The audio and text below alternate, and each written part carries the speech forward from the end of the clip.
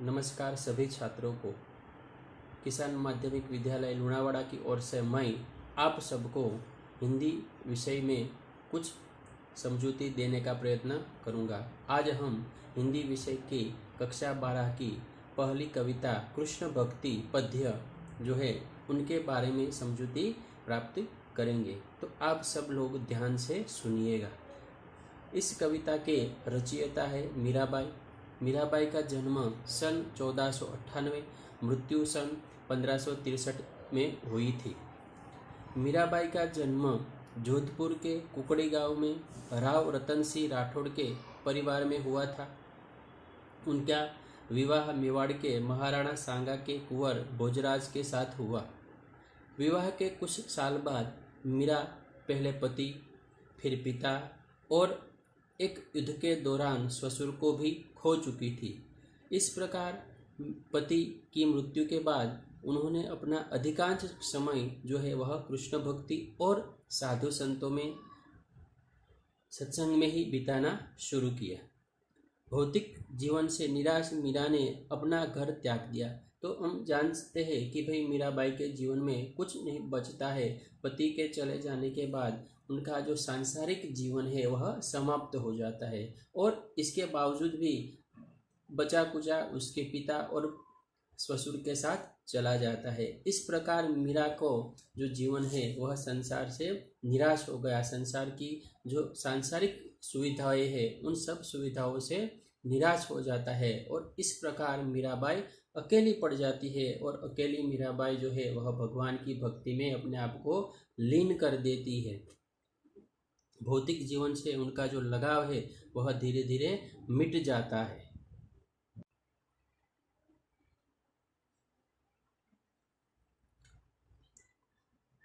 और अपना घर त्याग देती है और वृंदावन में डेरा डाल पूरी तरह कृष्ण भक्ति में लीन हो गई।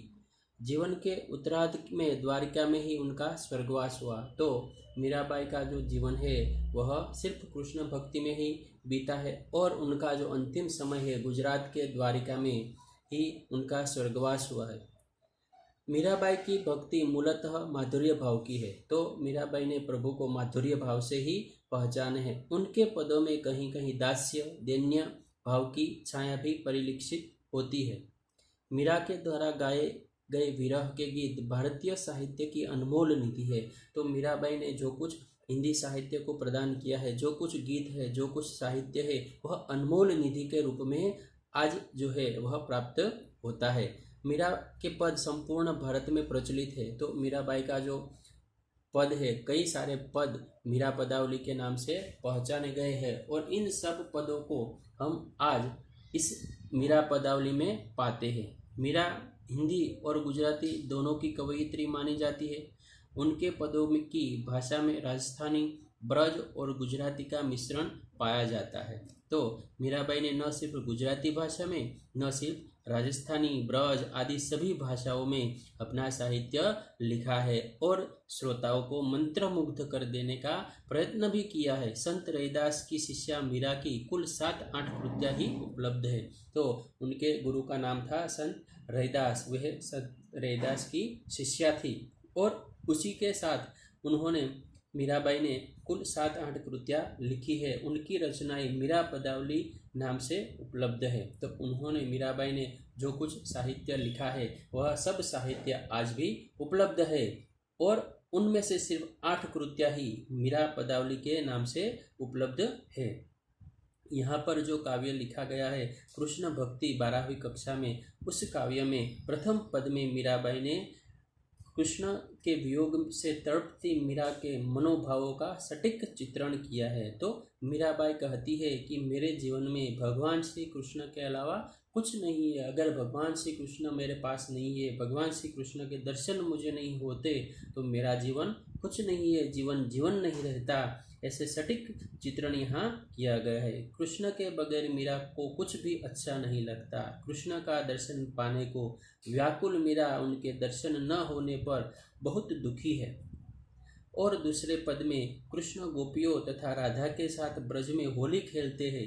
उस अवसर का मीरा ने बड़ा ही मनोहारी वर्णन किया है। तो यहाँ पर दोनों पदों में भगवान श्री कृष्ण की ही गुणगान गाए गए हैं। भगवान श्री कृष्ण की जो विशेषता है, अपने भक्तों के प्रति, अपने भक्तजनों के प्रति जो लगाव है, उन लगाव के बारे में जो मीराबाई ने यहाँ पर कुछ लिखा है वह समझने का अब हम प्रयत्न करते हैं। तो पहले पद में हम देखते हैं, तो पहले पद में हम देखते हैं कि हरि बिन कछु न सुहावे, परम स्नेही राम की नीति ओलूरी गावे। राम हमारे है हम राम के, हरि बिन कछु न सुहावे। आवण कह गए अजहु न आवे, जीवुड़ा अति उकलावे। तुम दर्शन की आस रमैया, कब हरि दर्श दिलावे। चरण केवल की लगनी लगी नित, बिन दर्शन दुख पावे। मीरा के प्रभु दर्शन दीजियो, आनंद बरणियु न जावे। दूसरे पद्य की बात करते हैं, तो होरी खेलत हे गिरधारी, मुरली चंग बजत डफ न्यारो। संग जुबती व्रज नारी, चंदन केसर चिरकत मोहन, अपने हाथ बिहारी। भरी भरी मुठी गुलाल लाल चहु, देत सबन पे डारी। छेल छबीले नवल कान्ह संग, श्यामा प्राण पियारी। गावत चार धमार राग तहु, दई दई कल कर तारी। फागु जू खेलत रसिक, सांवरी बढ़ियो रज ब्रज भारी। मीरा के प्रभु गिरधर नागर, मोहन लाल बिहारी।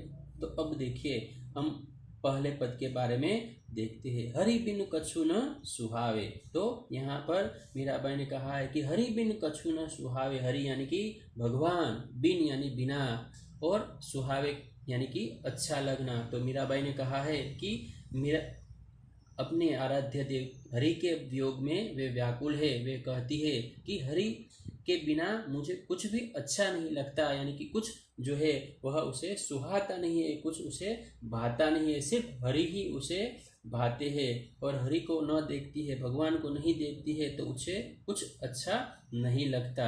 परम स्नेही राम की नीति औलूरी आवे। और वे कहती है कि हरि के बिना मुझे कुछ भी अच्छा नहीं लगता, भगवान परम स्नेही है। वे कहती है भगवान मेरे है और मैं भगवान की हूँ। मीराबाई ने अपने आप को भगवान श्री कृष्ण के चरणों में समर्पित किया है। क्या कहती है मीराबाई कि राम हमारे हम है राम के, हरि बिन कछु न सुहावे।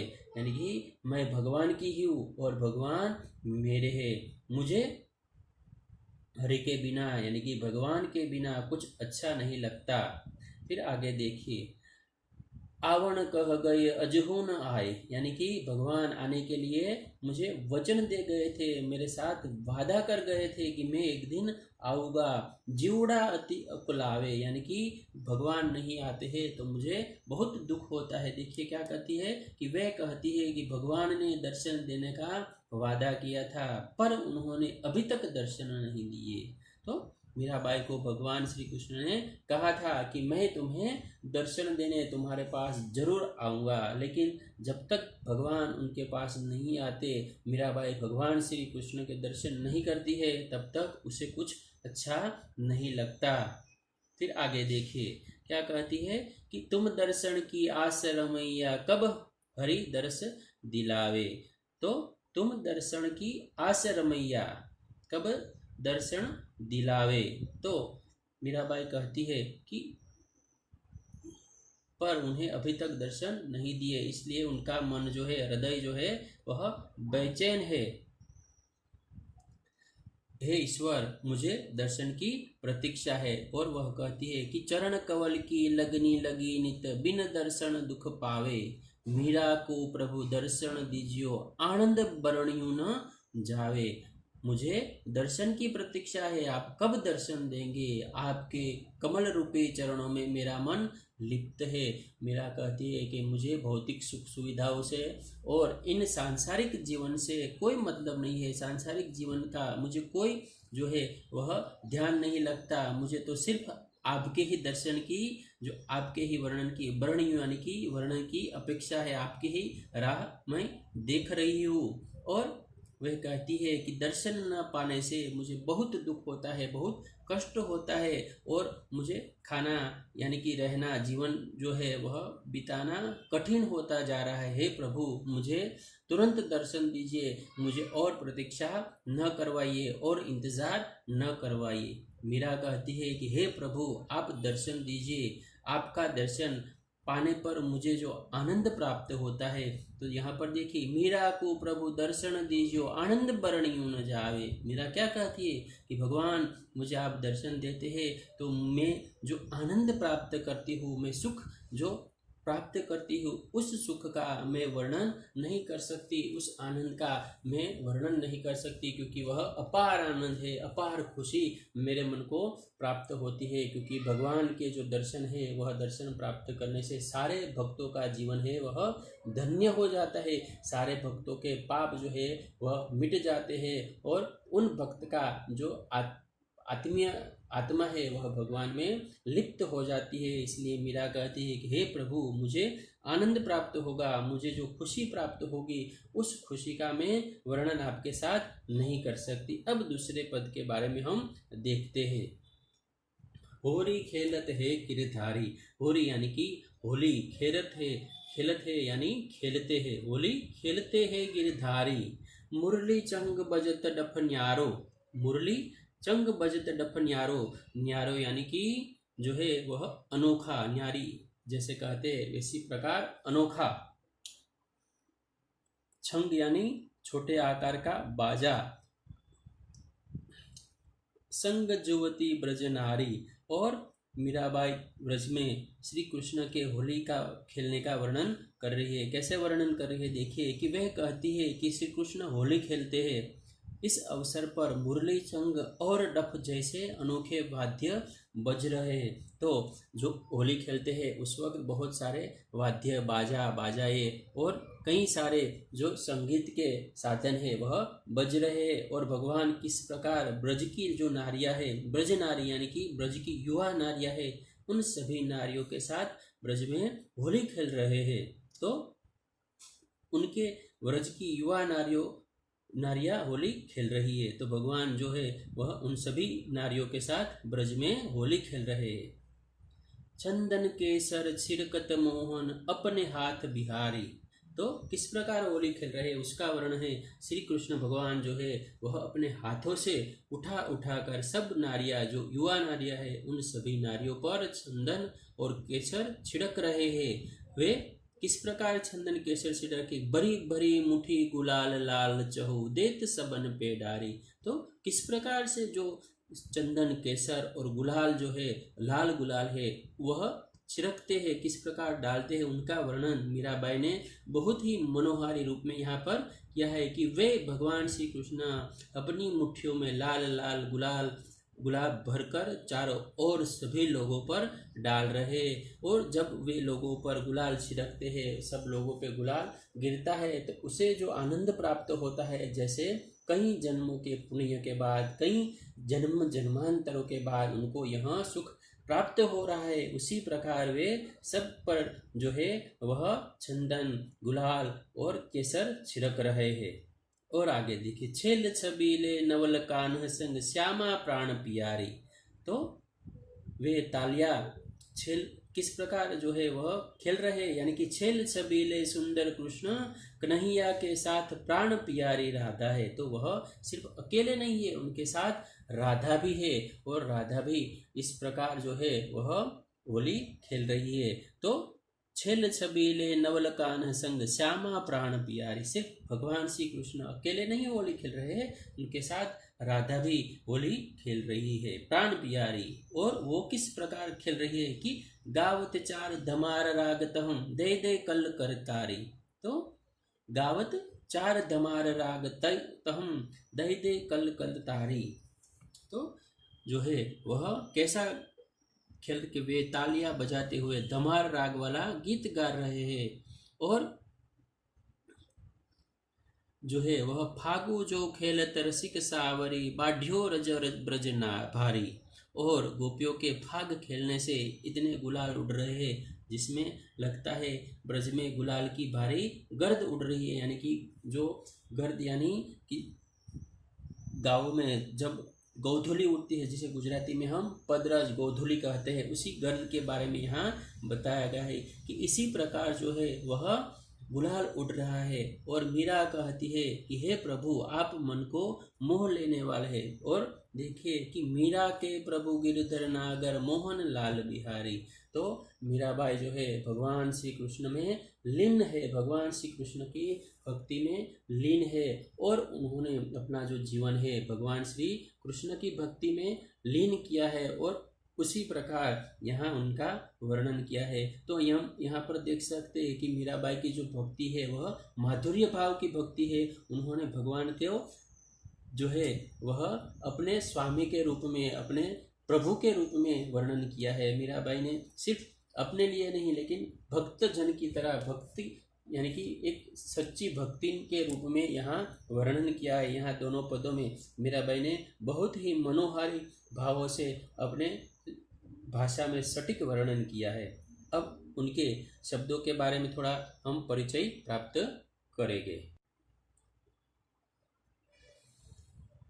हमारे परीक्षा में जो शब्दार्थ और टिप्पणी आती है उसमें से हम देखते हैं कि औलूरी यानी कि माफिक, अनुकूल, अजहू यानी आज, आज भी, अभी भी।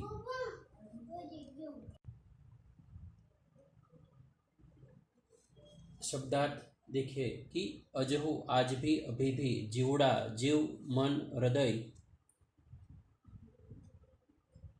उकलावे बेचैन होता है, चरण,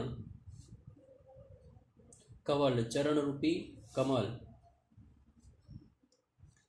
चंग यानी कि चमड़ा मढ़ा एक बाजा जो हाथ से बजता है, डफ यानी कि चमड़ा मढ़ा एक बाजा जो लकड़ी से बजाया जाता है, जैसे हम गुजराती में ढोल कहते हैं, छिड़कत यानी छिड़कना, छेल छबीला यानी कि अत्यंत सुंदर, बहुत आकर्षक, धमार यानी कि फाग या होली गीत का एक राग। तत्पश्चात देखिए बहुत से ऐसे ऐसे शब्द है, जू यानी जो, रज यानी धूल, करतारी यानी ईश्वर, डारी यानी डालकर, पई यानी पर। ऐसे इन सभी शब्दों की आपको परीक्षा में आवश्यकता रहेगी, इसलिए इसके बारे में भी हम बात कर।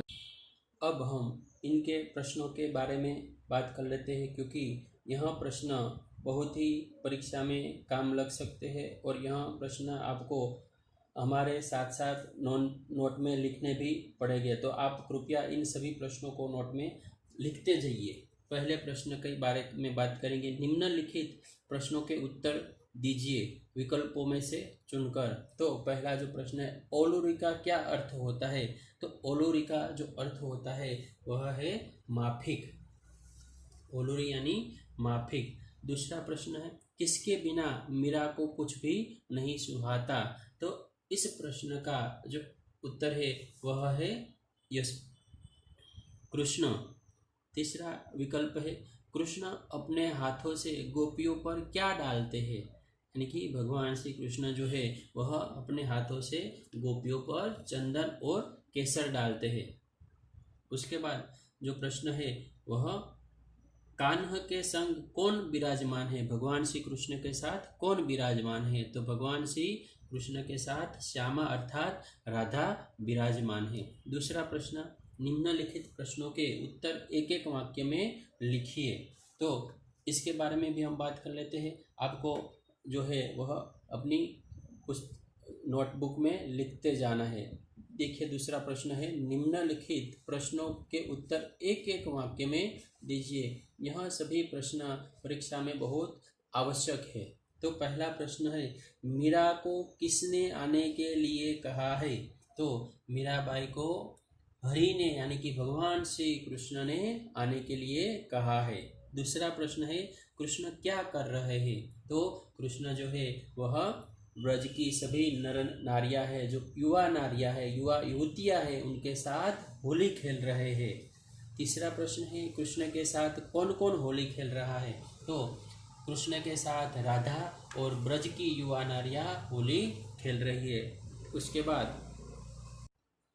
बाद प्रश्न चौथा, कृष्ण किस राग में गा रहे? तो भगवान श्री कृष्ण जो है वह धमार राग में गीत गा रहे हैं। उसके बाद जो बड़े प्रश्न है वह आप सिर्फ यहाँ पर बताया गया है कि निम्नलिखित प्रश्नों के उत्तर 2-3 वाक्यों में लिखिए। मीरा का हृदय क्यों व्याकुल हो उठता है? तो मीरा का जो हृदय है वह इसलिए व्याकुल हो उठता है क्योंकि भगवान के बिना उसे कुछ अच्छा नहीं लग रहा है।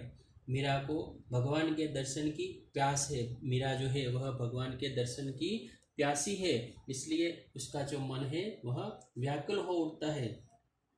वे भगवान के दर्शन की आस लगाए बैठी है, पर अब तक उन्होंने भगवान के दर्शन नहीं दिए, भगवान ने दर्शन नहीं दिए, इसलिए उनका जो हृदय है वह, उनका मन है वह व्याकुल हो जाता है, बेचैन हो जाता है, उसे कुछ नहीं अच्छा लगता। फिर दूसरा प्रश्न है, मीरा क्यों दुखी है? मीराबाई को किस प्रकार का दुख है? मीराबाई को किस बात का दुख है? ऐसे भी यह प्रश्न पूछा जा सकता है परीक्षा में, एग्जाम में। तो मीरा भगवान के दर्शन की आस लगाए बैठी है, वह सोचती है भगवान कब उन्हें दर्शन देते हैं। मीरा को भगवान के चरण कमलों के दर्शन की लगन लगी है, उन्हें भगवान के दर्शन नहीं हो पा रहे हैं, इसलिए वे दुखी है, बेचैन है। तत्पश्चात तीसरा प्रश्न, कृष्ण कैसे होली खेल रहे हैं? तो उसका उत्तर है, कृष्ण युवा व्रजनारिया और प्राण प्यारी राधा के साथ होली खेल रहे हैं। तो भगवान किसके साथ होली खेल रहे हैं? ब्रज की युवा नर नारिया और उसके प्राणों से भी अधिक प्यारी जो उनकी राधा है, उनके साथ वे होली खेल रहे हैं।